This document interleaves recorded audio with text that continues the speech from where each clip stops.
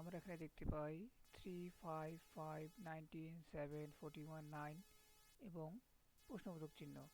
এখানে আমাদের 8টি সংখ্যা দেওয়া আছে বা 7টি সংখ্যা দেওয়া আছে, যার মধ্যে অষ্টমতম সংখ্যাটি আমাদের বের করতে হবে। তো আমরা এখানে কোনো প্যাটার্ন খুঁজে পাই না, আমাদেরকে দেখতে হবে 1 নাম্বার, 3 নাম্বার, 5 নাম্বার এবং 7 নাম্বার, তার মাঝে কোনো প্যাটার্ন খুঁজে পাই কিনা। তাহলে আমরা 1 নাম্বার, 3 নাম্বার, 5 নাম্বার এবং 7 নাম্বার লিখে ফেলি। 3, 5, 7, 9।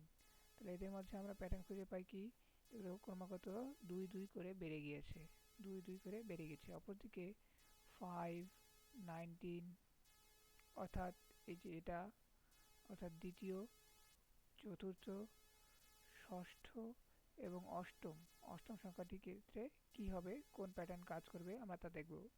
5, 19, 41 এবং হওয়ার চিহ্ন।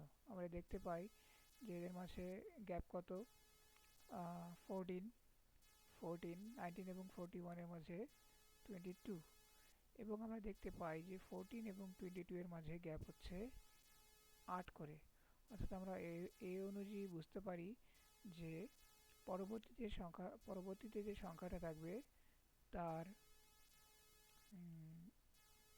তার হচ্ছে পার্থক্য থাকবে হচ্ছে 30, অর্থাৎ সংখ্যাটি হবে তখন কত, 71, অর্থাৎ আমাদের অ্যান্সার হচ্ছে